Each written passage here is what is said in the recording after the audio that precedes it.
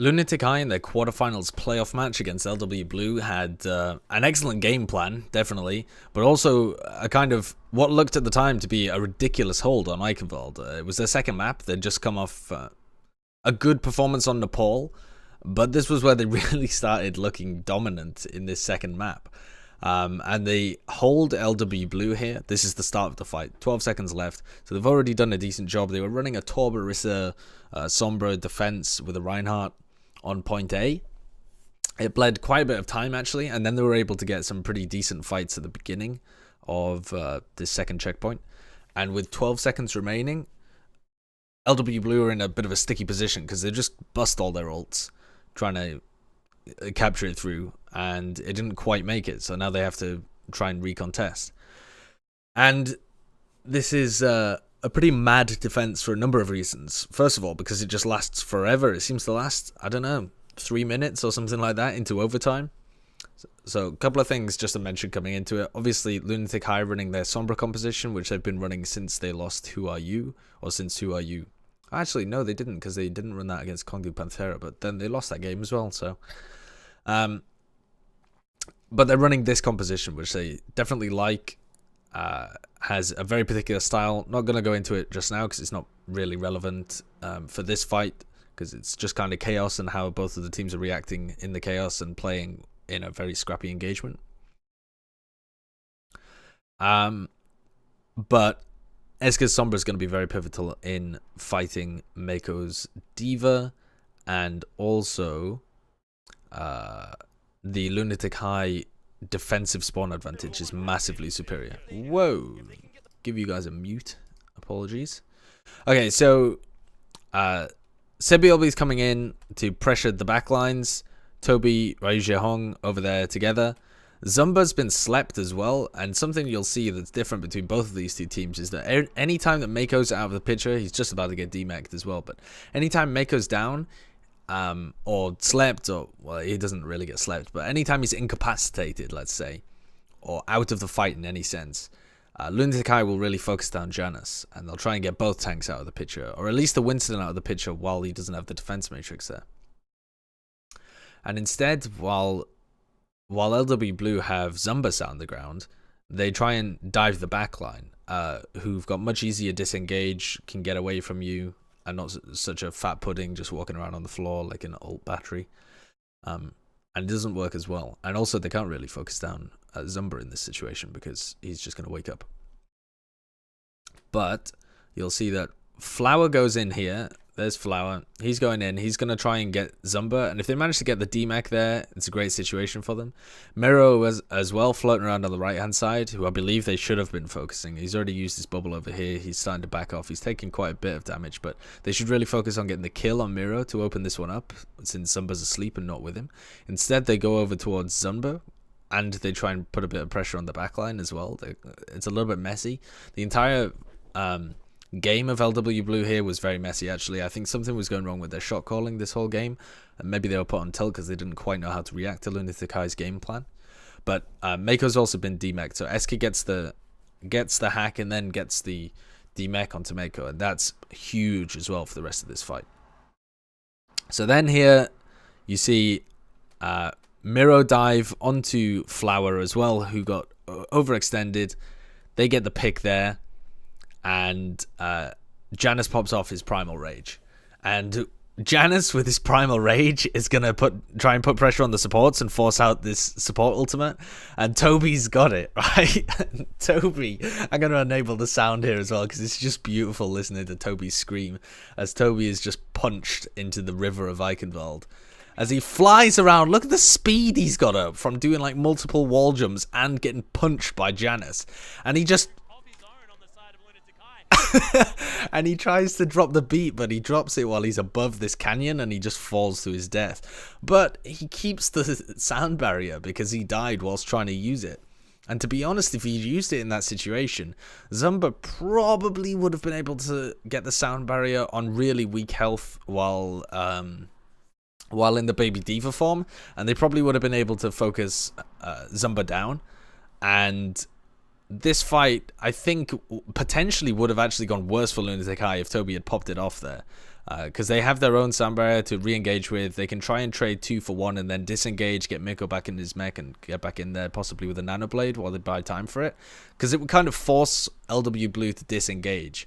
Because all of the supportals would be popped at once, and they would have to just like keep Janus on the cart in his primal rage form plus the sound barrier, so that he would have a lot of health just to stay there. The rest of his team would be able to disengage and come back in, and instead LW Blue kind of just get baited through no particular good play of Lunatic-Hai, more misplay of themselves.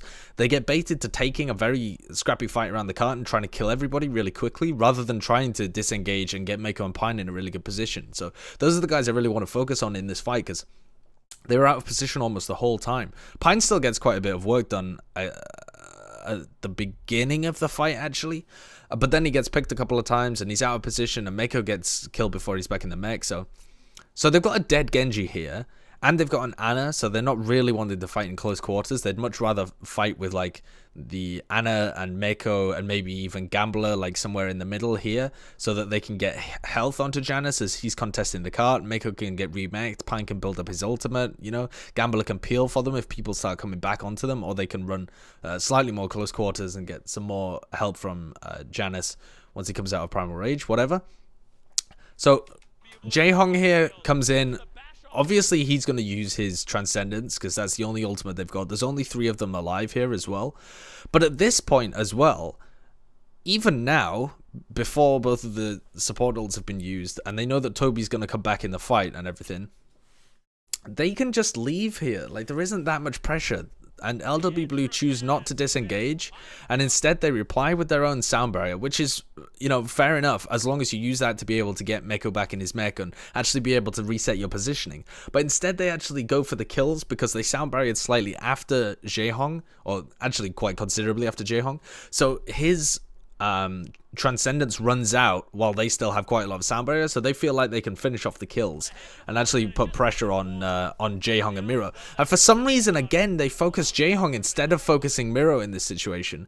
But Miro's got the Primal Rage up as well, and Pine dies.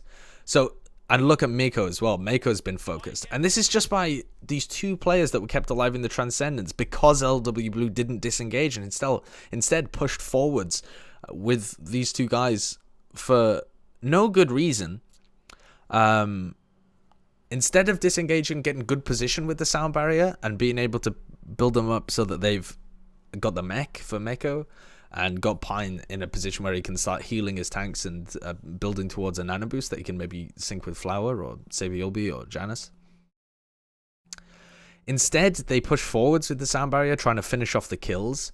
And yes, they get the pick onto Jaehong, but they trade both of these guys, and that's already lost. At this point, the fight actually happens for another couple of minutes, but it's already not another couple of minutes, maybe another minute, but it's already lost as soon as Pine and Mako go down there, because as soon as Mako in particular dies, but also Pine, Janus is just on his own, man. He's already used his Primal Rage to kind of keep the point alive when they already had the sound barrier.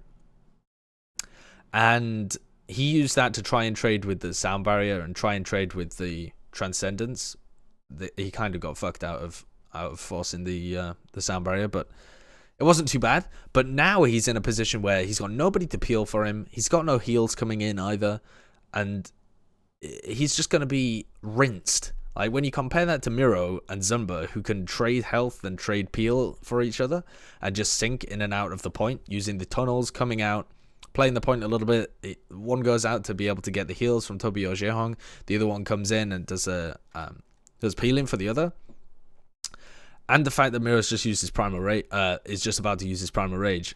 There is no hope for Janus here, because Mako and Pine had poor positioning and died. And so Miro uses...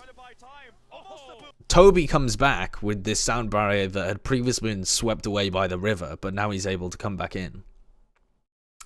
And they've got the sound barrier, they've got the EMP, Primal Rage has already been used, and they're 2 supports, really. Like, the 2 people who are going to support everybody else, who they eventually want to be able to get the kills. Like, they've lost all of their sustain power here. And so for LW Blue, it's kind of already lost, but this Oh, why does the sound come back on? Okay, so sound barrier comes out. Flower comes in here as well. And pretty much, again, the only way you're going to be able to save this one... In fact, I think the fight's lost anyway. But if Flower wanted any hope at saving this one, I feel like he should have also been focusing Zunba here. Because again, Miro's popped his Primal Rage off. It's just kind of wasted to try and focus him into... focus the damage into him. Especially because Sabiolbe won't even be able... and even Flower after the Dragon Blade won't actually be able to finish that kill onto Miro in all likelihood. Because Zumba will be able to peel for him. But if you get Zumba out of mech and then kill him, and then Miro's much more squishy, and you can get onto the rest of the supports easier as well. And instead, he kind of goes for Guido and Toby, and they've already really served their purpose. You know, they're not the important people. Yeah, they're the squishy ones that you can kill, but getting the individual kills here is not as good as getting rid of the tanks. You know, not everybody is created equal in this situation. But I kind of think that the fight was already lost by that point anyway. So it looks like it's a great Dragon Blade and come back in. But the spawn advantage is so massive for the defenders that Pine and Meko at this point are just nowhere near. And you see as they come in towards the end, they're just not in a position to be able to help them at all. They even, like, they run up through here. There's just a Hail Mary biotic grenade that came out as well. Zumba with the self-destruct manages to get the kill. And then Pine gets booped away by Toby as well. And Mako again demeched as soon as he came in.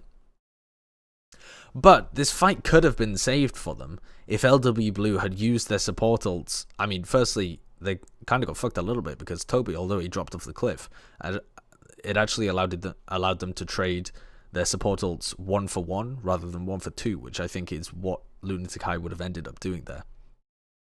And it baited LW Blue into going aggressive into them and trying to finish them off instead of just passively, resetting their positioning with the Gambler's support ultimate.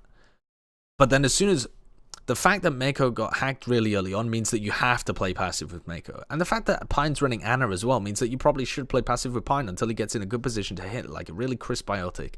And then you can focus down either Zumba or Miro really quickly, be able to deny all those heals and get the picks on the tanks. Tanks are the important ones in this situation. LW Blue kind of beefed this fight, and they end up losing it, and they end up losing Eichenwalde as a result. And it was just kind of indicative of their play overall, and I wonder whether it had anything to do with Pine actually being subbed in over Luna.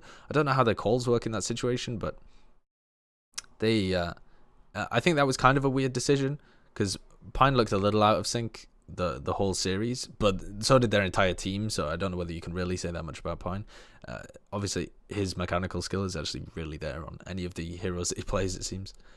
But yeah, I thought that was an interesting fight actually, because the way that it works out, it kind of seems like Lunatic-Hai clutched it out of nowhere, but really it was just a failure of LW Blue to disengage, reset themselves, and come back in.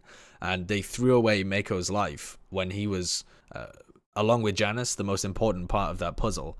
And then they also don't have healing, and they don't have like Discord to be able to kill properly. So they don't have the comp to try and finish the kills. They have the comp for sustainability, but they don't play towards it. And man, annoyed me.